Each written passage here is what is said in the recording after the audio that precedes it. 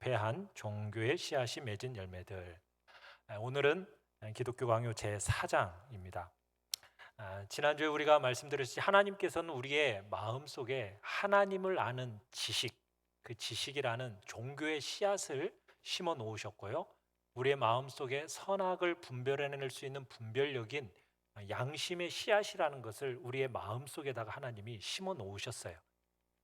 그래서 사람들의 마음속에서 이 씨앗들이 싹이 나고 경건의 뿌리들을 내려서, 그리고 그것이 점점 자라서 하나님을 아는 그런 복된 열매들이 주렁주렁 맺히고, 그리고 바르게 사는 그 좋은 양심의 좋은 열매들이 주렁주렁 맺히는, 그러기를 하나님은 바라셨죠. 자, 그런데 우리의 마음에 심겨진 이 종교의 씨앗과 이 양심의 씨앗이라는 것이 어떻게 잘 자라서 열매를 맺었을까요? 그렇지가 않아요. 이 씨앗이라는 것이 부패가 되어지고 방치가 되어지면서 오히려 부패한 종교와 악한 양심의 열매들을 만들어 내게 되었다라는 거죠. 맺게 되었다라는 거예요. 그러니까 자신이 하나님께로 받은 이 씨앗을, 종교의 씨앗을 마음속에 잘 소중히 간직해서 키워낸 그 사람을 찾아보기가 100사람 중에 한 사람도 안 됩니다. 실제로 씨앗을 무르익게 해서 열매를 맺은 사람을 찾아봤더니 그 사람을 단 한 사람도 이 세상에서 찾아볼 수가 없더라는 거예요. 더욱이 시절을 따라 열매를 맺는다라는 것은 상상조차 할 수 없는 일이 되어버린 겁니다. 그런데다가 사람들은 오히려 미신적인 것들에 휩쓸려 버리거나 오히려 고의적으로 사악하게 그 하나님을 저버리는 일들이 일어나게 됩니다. 그래서 우리 인간들을 보니까 모두가 다 하나님을 아는 그 참된 지식에서 타락해 버린 거예요. 진정한 경건을 이 세상에서 찾아볼 수가 없게 되었다라는 그런 상태가 되어버린 것입니다. 그래서 이 마음속, 우리 인간의 마음속에 있는 이 부패한 종교의 씨앗이 맺어진 열매들은 다 악한 열매들이에요. 그 중에 하나가 뭐냐? 제1절, 우리 같이 한번 읽어볼까요? 제1절 시작. 미신. 그 중에 하나가 미신입니다. 미신. 이 미신이라는 게 뭐냐면 하나님께서 자신을 보여주셨어요. 그러면 보여주신 대로 하나님을 이해해야 되는데, 보여주신 대로 하나님을 이해하지 않고 그냥 자기 추측대로 자기가 하나님을 상상해서 꾸며낸 겁니다. 자기의 어떤 육신적인 그 어리석음의 잣대로 하나님을 재려고 하는 거예요. 자기의 호기심에 이끌려가지고 허망한 상상에 이리저리 휩쓸리는 것, 이게 미신입니다. 그러니까 이런 미신적인 마음으로 발걸음을 내디디면요, 결국에는 곧바로 멸망으로 내던져질 수밖에 없는 거예요. 이런 미신적인 마음으로는 여러분, 하나님께 아무리 예배를 드리고 미신적인 마음으로 봉사를 하면요, 그건 하나님이 보시기에 아무런 가치가 없는 거예요. 그건 절대로 받지 않으십니다. 그런 미신적인 예배는 하나님께 드리는 게 아니라 오히려 그냥 자기들이 꿈꾸어 만들어낸, 지어낸 것일 뿐이라는 거죠. 우리 인간들의 마음속에, 정말 마음속에 심겨진 하나님에 대한 이 지식이 왜 이렇게 선한 열매를 맺지 못하고 미신이란 열매를 맺게 된 것이냐? 바로 이 종교의 씨앗이 부패했기 때문입니다. 이 미신의 열매라는 것은 아주 더럽고 사악한 것인데 왜 이 종교의 씨앗이 부패해졌느냐? 바로 죄 때문이에요. 이 죄라는 것이 병들고 부패한 사람의 마음속에 교만이라는 걸 집어넣고, 허영의 마음을 집어넣고, 어리석음과 게으름과 호기심과 억측이라는 것들을 그렇게 집어넣은 거예요. 그러면서 이 종교의 씨앗을 부패하게 만들어버렸고, 죄 때문에 우리 인간의 마음이 어떻게 되었냐? 각종 미신들의 운동장이 되어버린 겁니다. 그래서 이 모양을 가리켜서 사도 바울이 죄로 병들어진 이 부패한 인간의 마음을 오늘 본문에서 22절에서 이렇게 말하고 있는 거예요. 22절 다시 한번 보십시오. 뭐라고 되어 있어요? 스스로 지혜 있다 하나 뭐라고요? 어리석게 되었다라는 거예요. 자, 그 앞에 21절 그 부분에 가보시면은 뭐라고 얘기하고 다니냐면 생각이 어떻게 됐다고 얘기하고 있습니까? 허망해졌다 이렇게 얘기했어요. 생각이 허망해졌다. 또한 아무도 그들의 주책에 대해서 변명하지 못하도록 그들의 마음, 그 미련한 마음이 어떻게 되었다? 어두워졌다 이렇게 덧붙이고 있어요. 그러니까 사람들의 생각이 허망해졌습니다. 마음은 어두워졌습니다. 머리는 어리석게 되었어요. 정말 사람이 미신에 빠져가지고 하나님을 저버리고 사는 자들의 이 공허하고 완악하고 오만함으로 인해서 스스로가 바보가 되어버린 거예요. 어리석어져 버린 겁니다. 그러니까 우리 이 인간들이 어리석음을 핑계 댈 수가 없게 된 겁니다. 그런 상태로 된 것은 다 결국엔 뭐냐? 헛된 호기심의 결과예요. 방자한 욕심에다가 결국에는 거짓된 확신이 겹쳐져서 생겨나게 된 것이죠.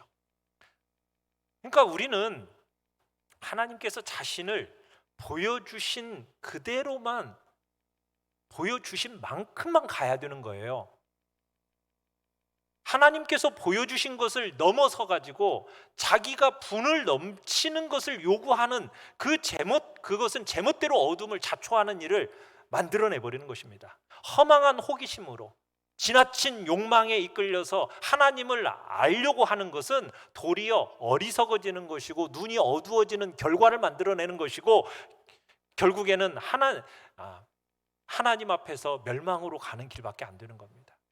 그래서 우리는 하나님이 우리에게 보여주신 그 보여주신 만큼만 가는 겸손함이 우리에게 절대적으로 필요합니다. 그게 우리를 살리는 길이에요. 근데 우리가 그걸 넘어서서 자기의 욕망을 따라 호기심을 따라 하나님을 자기 마음대로 생각해서 만들어낸 그것이 미신입니다. 두 번째로 부패한 지식에 맺은 악한 열매 중에 하나가 또 무엇이냐? 제2절 같이 한번 읽어보죠. 외면입니다. 외면. 이 외면이라는 것은 뭐냐면 마음에 심겨진 하나님에 대한 이 지식을 고의적으로 부인하는 거예요. 고의적으로 부인하는 거. 이걸 가리켜 시편 14편 1절과 53편 1절에서는 이렇게 얘기를 하고 있어요. 같이 한번 읽어보죠. 시작. 어리석은 자는 그 마음에 이르기를 하나님이 없다 하는도다. 하나님이 없다 하는도다. 그러니까 다윗은요, 어리석은 자들은 그 마음에 하나님은 없다라고 생각한다는 거예요. 하나님께서 주신 이 본성의 빛이 있어요. 지식으로 말미암아 하나님에 대한 지식에 대한 이 본성의 빛을 주셨는데 그것을 고의적으로 꺼뜨려버리는 그런 스스로를 바보로 만드는 자들이 있다라는 거죠. 하나님께서 본성적인 지각을 정말 통해서 우리 모든 사람에게요, 하나님에 대한 생각이 우러나도록 하나님이 해놓으셨는데, 그런데 많은 사람들이 고의적으로 자신의 이 죄로 말미암아 무감각하게 만들어가지고 하나님에 대한 기억을 없애버리려고 몸부림치는 이런 것들을 보게 된다는 거예요. 이미 하나님이 그 마음에 심겨놓으신 하나님에 대한 지식, 여러분 이거 지우려고 하면은 지워질까요? 지워지지 않아요. 그건 지워지지 않는 거예요.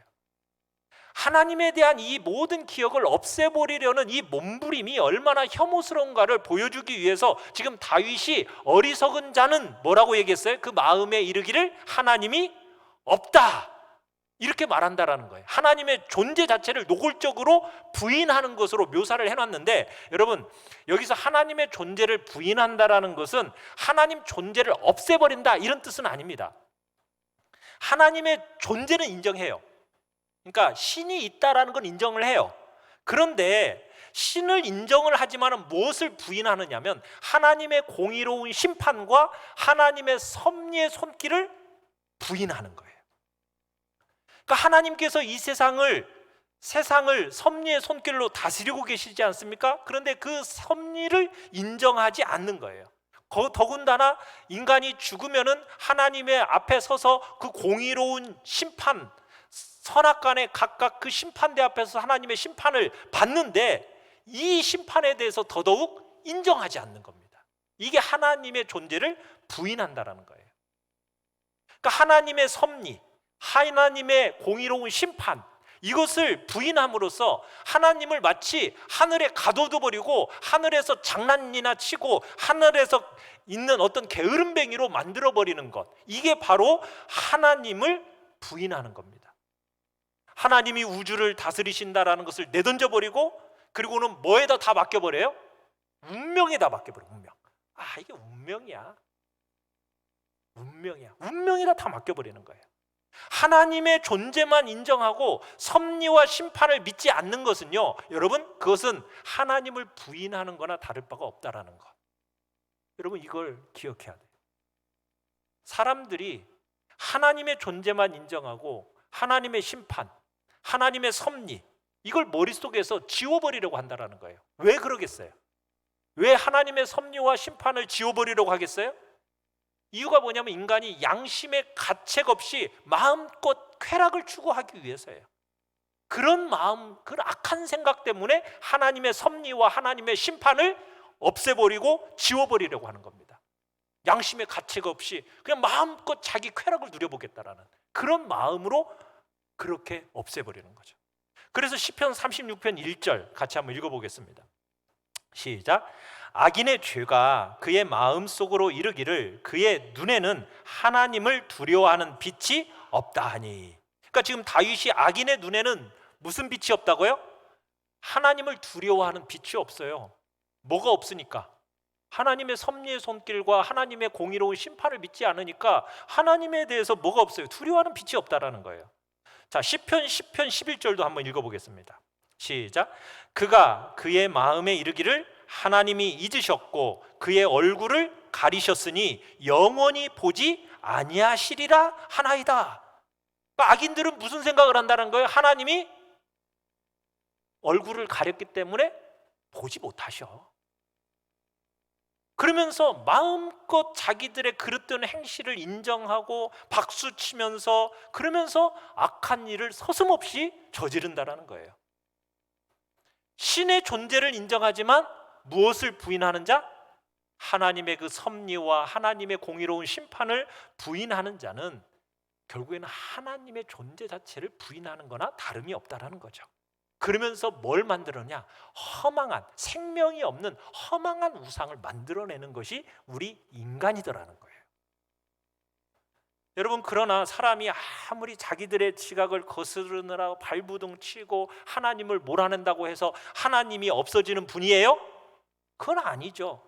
사람이 자기 눈을 감는다고 해가지고 태양이 없어져요? 세상이 없어져요? 그게 아니죠. 그것과 마찬가지예요. 여러분, 우리는요, 운명이라는 이야기를 해서는 안 됩니다. 우리는 뭘 믿는 사람들입니까? 하나님의 섭리의 손길을 믿는 사람들이요, 하나님의 공의로운 심판을 믿는 사람들이에요. 그러니까 우리는 얘기할 때 뭐 운이 좋았어, 아유 재수가 좋았네, 이런 말을 쓸 게 아니라 여러분, 하나님의 섭리와 하나님의 통치를 이야기하는 거예요. 그리고 항상 우리는 하나님의 심판대 앞에 있다라는 그 의식을 가지고 살아야 한다라는 거죠. 그래야 우리가 이 육신의 정욕과 무분별한 욕망을 제어할 수 있게 되는 거예요. 그런데 인간들은 그런 하나님의 존재라는 거 얘기하는 건 뭐라고 그랬다고요? 하나님의 섭리와 그분의 심판을 부인하면서 그냥 하나님이 눈 가리고 있기 때문에 나를 보지 못한다, 이렇게 여기면서 자기 마음대로 욕심대로 쾌락을 무분별하게 즐기면서 살려고 하는 것이 우리 인간들이 되어버린 모습이라는 거죠. 그렇게 미신에 빠진 인간은요, 두 가지 죄를 짓게 되어 있어요. 첫째가 뭐냐? 제3절 시작. 망상입니다. 망상이라는 죄를 지어요. 이 망상이라는 게 뭐냐면 참 하나님이 아니라 자기가 만들어낸 하나님을 예배하는 거예요. 자기가 만들어낸 하나님. 그러니까 하나님을 아는 그 바른 지식을 떠난 사람들, 여러분, 이런 사람들은 종교적으로 열심을 부려요. 그런 사람들이 또 종교적인 열심은 아주 특심합니다. 여러분, 그런데 열심만 있으면 모든 게 용서가 돼요? 그렇지 않아요. 그런데 이상하게 우리 한국 사람들은요, 종교적인 열심만 있으면은 아무리 터무니없어도 마치 충분하다고 생각하는 경향이 있는데 아닙니다. 결코 그렇지 않습니다. 그건 망상에 사로잡힌 사람들이에요. 그렇게 사로잡힌 사람들, 망상에 사로잡힌 사람들은 하나님을 버리고 자기가 만들어낸, 자기가 발명해낸 그런 하나님을 예배하고 하나님을 찬양하는 거예요. 그것은요, 오히려 하나님을 멸시하는 거고 하나님을 조롱하는 겁니다. 여러분, 참된 종교는 무엇이냐? 참된 종교는 하나님께서 자신을 보여주신 그 하나님의 뜻을 보편성 있는 규범으로 여기고 그 뜻에 일치하는 것이 참된 종교예요.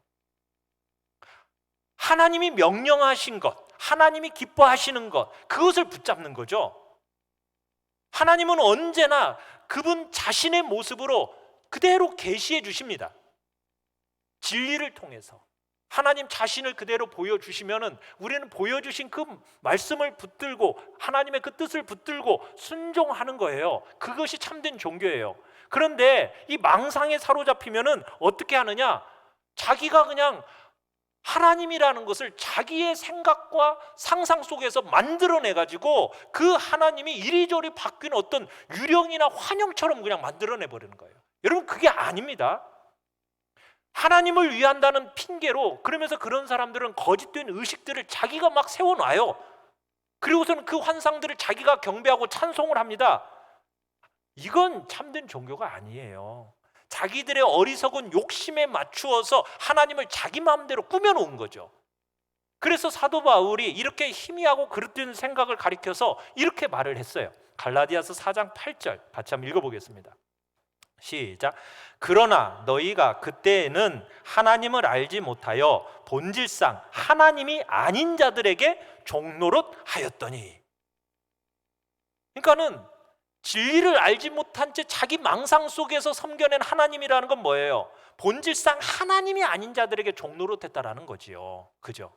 그래서 에베소서 2장 12절에서는 이렇게 얘기를 해요. 한 분 하나님을 아는 올바른 지식이 없이 방황하던 시절을 가리켜서 뭐라고 얘기하느냐? 하나님이 없는 자, 이렇게 말했던 거예요. 하나님이 없는 자. 그러니까 참되신 하나님을 계속해서 멀리하고 그를 저버리게 되면요, 결국에는 남는 건 뭐밖에 없는 줄 아세요? 저주받은 우상밖에 남는 게 없는 거예요. 그래서 우리가 읽었던 23절에 우상을 만들어내는 거예요. 자꾸 우상으로 바꿔버리는 게 우리 인간의 모습이 되는 거예요. 여러분, 결국에는 뭐냐? 진리와 결합하지 않는 신앙이라는 것은, 여러분, 그건 참 종교가 아니에요. 그건 순전한 신앙이라고 할 수가 없는 겁니다. 진리와 모든 것들이 항상 결합이 돼야 돼요. 여러분의 망상 속에서 만들어낸 하나님, 그건 하나님이 아니에요. 진리를 통해서 드러난 하나님만이 그게 진짜 하나님이고, 그 하나님을 섬겨야 그게 참된 종교인 거죠. 여러분의 생각과 여러분의 상상 속에서, 호기심 속에서 만들어낸 그런 하나님을 여러분 만들어 놓고 섬기면은 그것은 저주거리입니다. 그래서 미신에 빠진 자의 두 번째 죄가 뭐냐? 제 4절 위선입니다. 위선이라는 것은 적어도 무슨 얘기냐면, 강요당하지 않으면요 하나님을 생각하지 않아요. 강요당해야만 하나님을 생각하는 거예요. 억지로 끌려가기 전까지는 하나님께 가까이 나아가지를 않아요. 억지로 끌어야 간신히 그냥 그 하나님 앞에 가는 거. 그러니까 위선에 사로잡혀서 가면의 종교를 만들어내는 거죠. 그러니까 위선자들은 겉으로는 하나님을 잘 섬기는 척하지만은요, 여러분, 속으로는 하나님에 대한 열망이 없어요. 하나님에 대한 열망. 그러니까 그게 다 위선적인 모습으로 드러나게 되는 거예요. 왜? 교회 안에서 왔을 때는 참 어린 양같이 너무 착한 것 같은데 집에만 가면 폭군이야. 이게 뭐냐면은 신앙과 삶이 조화를 이루지 못하는 사람들의 특징인데, 그게 바로 위선이지 않습니까? 그러니까 믿긴 믿는데 어쩔 수 없이 믿는 거예요. 이런 사람들은 자발적으로 하나님께 나가는 법이 없어요. 중심에 뭐가 없으니까, 하나님을 사랑하는 마음이 없으니까. 그러니까 신앙생활이라는 게 뭐냐? 그냥 하나의 의무예요. 의무. 예배를 드리러 갈 때도 끌려가는 거예요. 기도도 어쩔 수 없이 하는 거예요. 왜 이런 사람들이 이러느냐? 지옥이 두려워서 하는 그런 신앙생활인 거죠. 어쩔 수 없이 하는 신앙생활인 거죠. 그게 위선이라는 거예요. 하나님을 두려워하긴 하는데 그 두려움이 사랑에서 나온 두려움이 아니에요. 여러분, 지난번에 경건에 대한 정의를 들으면서 경건이 뭐라고 그랬어요? 사랑에서 나온 두려움이라고 그랬잖아요. 그런데 이 사랑에서 나온 두려움이 아니라 노예적인 두려움, 어쩔 수 없이 하나님의 심판 때문에 나 지옥 가기는 싫어, 그러니까 심판에 대한 공포 때문에 마지못해서 하나님을 섬기는 척하는 거, 이게 바로 위선이라는 거예요. 이런 미신적이고 위선적인 종교와 경건에서 나온 종교가 얼마나 큰 차이를 나는지를 여러분이 알아야 됩니다. 미신적인 신앙은 하나님의 심판으로 말미암아 강요당하는 노예적이고 강제적인 어떤 공포에 사로잡혀서 신앙생활하는 거예요. 그런데 경건이라는 것은 지난번에도 이 경건한 신앙에 대해서 말씀을 드렸지만, 하나님의 위엄에 대한 그 경외하는 데서, 그 위엄을 경외하는 데서 오는 자발적이고 사랑에서 나온 두려움을 가지고 신앙생활을 하는 것이 바로 그게 경건한 신앙생활이에요. 이게 처음에는 비슷한 것 같아 보여요. 왜? 뭐 두려움으로 하니까 이게 신앙생활이 비슷한 것 같아 보이지만요, 여러분, 그 결과는 엄청난 차이를 만들어내는 것입니다. 위선적인 자들은 실제로는 하나님께로부터 도망가고 싶은데 겉으로는 하나님께 가까이 나아가는 척 하는 거죠. 그렇게 보이게끔 하는 거죠. 그래서 미신적이고 위선적인 신앙은 거의 모든 행위에서 대담하게 막 하나님을 배반하면서, 그러면서도 뭐냐, 어떤 하찮은 것들을 가지고 희생시켜가지고 하나님을 회유하려고 하는 거예요. 그게 위선적인 신앙이에요.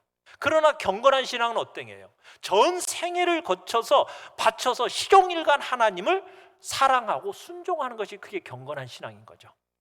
여러분, 미신적이고 위선적인 신앙은 천박한 것들, 또 무가치한 의식들을 날조해가지고 하나님의 환심을 사려고 애쓰는 그런 신앙인 거예요. 그러나 경건한 신앙은 그렇지가 않죠. 정말 성결한 생활과 순전한 마음으로 하나님을 섬겨 나가는 게 그게 바로 경건한 신앙인 거죠. 사랑하는 성도 여러분, 위선자들은 겉으로는 하나님을 가까이 하는 것 같지만 사실은 자기를 사랑하는 거예요. 하나님을 신뢰하는 것 같이 보이지만요, 그건 하나님을 신뢰하는 것이 아니라 자기를 신뢰하는 겁니다.